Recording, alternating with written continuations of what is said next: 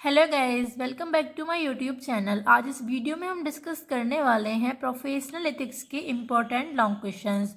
तो जो भी स्टूडेंट्स एलएलबी सेकेंड ईयर में हैं, जिनका थर्ड सेमेस्टर है, ये वीडियो उनके लिए बहुत ज़्यादा हेल्पफुल रहने वाला है। इस वीडियो में हमने प्रोफेशनल एथिक्स के इम्पोर्टेंट लॉन्ग क्वेश्चंस नोट किए हैं, जिसका कोड है 3005। तो जो भी स्टूडेंट्स थर्ड सेमेस्टर में हैं और जिनका प्रोफेशनल एथिक्स का एग्ज़ाम है, उनके लिए वीडियो बहुत ज़्यादा हेल्पफुल रहने वाली है, क्योंकि इस वीडियो में हमने प्रीवियस 5 ईयर के इम्पोर्टेंट क्वेश्चंस नोट किए हैं। तो चलिए स्टार्ट करते हैं। तो हमारा फर्स्ट क्वेश्चन है, प्राचीन युग से वर्तमान में भारत में विधिक व्यवसाय के ऐतिहासिक विकास का वर्णन कीजिए। तो हमें इस क्वेश्चन में बताना है कि जो 1961 एक्ट है, एडवोकेट एक्ट, उससे पहले कैसे विधिक व्यवसाय चलता था और ये कैसे लीगल प्रोफेशन में आया। तो हमें यहाँ पे इसको डिस्क्राइब करना है। उसके बाद हमारा दूसरा क्वेश्चन है, व्यवसायिक दुराचरण से आप क्या समझते हैं? क्या व्यवसायिक व अन्य दुराचरण के लिए एक अधिवक्ता का लाइसेंस समाप्त या निरस्त किया जा सकता है? तो जो मिसकंडक्ट है, व्यवसायिक दुराचरण, हमें यहाँ पे उसको बताना है और ये बताना है कि अगर कोई भी एडवोकेट दुराचरण करता है तो उसका लाइसेंस समाप्त किया जा सकता है। इसको हमें केस लॉ से बताना है या फिर जो एग्जाम्पल आप देना चाहते हो उससे आपको समझाना है। उसके बाद हमारा तीसरा क्वेश्चन है, राज्य विधिक परिषद के गठन, कार्यों एवं शक्तियों का विवरण कीजिए। तो जो स्टेट बार काउंसिल होती है, राज्य विधिक परिषद, तो हमें उसका गठन बताना है, उसके कार्य और शक्तियों का विवरण देना है। उसके बाद हमारा फोर्थ क्वेश्चन है, न्यायालय की अवमानना को परिभाषित कीजिए, इसके विभिन्न प्रकार बताइए, निर्णीत वादों की सहायता से समझाइए। तो जो न्यायालय की अवमानना है, जो कंटेम्प्ट होती है कोर्ट की, हमें उसको यहाँ पे बताना है और इसके हमें टाइप्स बताने हैं। इसके 2 टाइप्स होते हैं और जो भी केस लॉ है वो हमें केस लॉ देने हैं। उसके बाद फिफ्थ क्वेश्चन है, एक सफल और कुशल वकील के क्या गुण होते हैं?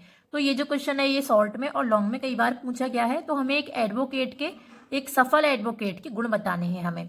उसके बाद है हमारा सिक्स क्वेश्चन, भारतीय विधिक व्यवसाय की अनुशासनिक शक्तियों का वर्णन कीजिए। तो ये जो हमारा बार काउंसिल ऑफ इंडिया होती है, हमें उसकी अनुशासनिक शक्तियों को बताना है। उसके बाद सेवेंथ क्वेश्चन है, बार और बेंच के संबंध में विस्तार पूर्वक बताइए। तो जो बार बेंच रिलेशन होता है उसको यहाँ पे हमें डिस्क्राइब करना है। ये लॉन्ग में और शॉर्ट में कई बार पूछा गया है, तो इंपॉर्टेंट क्वेश्चन है। उसके बाद एट्थ क्वेश्चन है, वृत्तिक कदाचार क्या है? राज्य विधिक परिषद के द्वारा एक अधिवक्ता के अपचार के लिए दंडित करने के लिए क्या शक्तियां प्राप्त हैं? तो अभी जो हमने यहाँ ऊपर देखा व्यवसायिक दुराचरण, तो ये भी वृत्तिक कदाचार वही है, लेकिन हमें यहाँ पे ये बताना है कि अगर कोई एडवोकेट ऐसा करता है तो उसके लिए क्या पनिशमेंट है, क्या क्या पावर्स हमें दी गई हैं। उसके बाद नाइन्थ क्वेश्चन है, भारतीय विधिक परिषद के संस्थापन एवं कार्यों को विस्तार से समझाइए। अभी ऊपर हमने देखा था स्टेट बार काउंसिल का हमें विवरण देना था, लेकिन यहाँ पे बार काउंसिल जो होती है उसका हमें संस्थापन कब हुआ और उसके क्या क्या कार्य होते हैं उसको यहाँ पे एक्सप्लेन करना है। उसके बाद हमारा 10th क्वेश्चन है, वकीलों की जवाबदेही से आप क्या समझते हैं? यह कितने प्रकार से दी जा सकती है, बताइए। तो जो वकीलों की जवाबदेही होती है उसको यहाँ डेफिनेशन देनी है और उसके कितने टाइप्स हैं वो बताने हैं। उसके बाद 11th क्वेश्चन है, अधिवक्ताओं के विरुद्ध शिकायत एवं अनुशासन समिति द्वारा अनुकरण की जाने वाली प्रक्रिया का वर्णन कीजिए।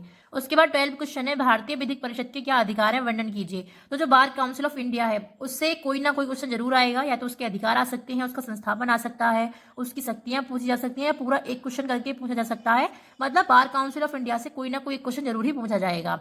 उसके बाद 13 क्वेश्चन है, भारतीय अधिवक्ता अधिनियम 1961 के अंतर्गत वरिष्ठ अधिवक्ता के नामांकन की प्रक्रिया का वर्णन कीजिए। तो जो 1961 का एक्ट है उसमें हमें सीनियर एडवोकेट के नामांकन की प्रक्रिया का वर्णन करना है। उसके बाद हमारा 14 क्वेश्चन है, अधिवक्ताओं के हड़ताल के अधिकार से संबंधित विभिन्न सांविधिक विधि, न्यायिक निर्णय तथा वर्तमान प्रचलन का वर्णन कीजिए। तो जो एडवोकेट्स होते हैं वो जो स्ट्राइक करते हैं वो हमें यहाँ पे बतानी है अधिवक्ताओं के हड़ताल के बारे में। उसके बाद हमारा 15 क्वेश्चन है, न्यायालय अवमान अधिनियम के अंतर्गत दंड के विरुद्ध अवमानकर्ता के लिए क्या उपचार उपलब्ध हैं? जैसे कि किसी ने कोर्ट की अवमानना की है, कंटेम्प्ट की है कोर्ट की, तो उसके लिए क्या दंड के प्रावधान दिए गए हैं, क्या उसके लिए रेमेडीज दी गई हैं, हमें यहाँ पे ये बताना है। तो ये थे हमारे प्रीवियस 5 ईयर के प्रोफेशनल एथिक्स के इंपॉर्टेंट क्वेश्चंस, जो कि हर बार पेपर में पूछे ही जाते हैं। बहुत ही ज़्यादा इंपॉर्टेंट क्वेश्चंस हैं। अगर आपको वीडियो अच्छी लगी हो तो वीडियो को लाइक करें और हमें कमेंट्स में ज़रूर बताएं, और इसी तरह की वीडियोस पाने के लिए हमारे चैनल को सब्सक्राइब जरूर कर लें। मिलते हैं नेक्स्ट वीडियो में।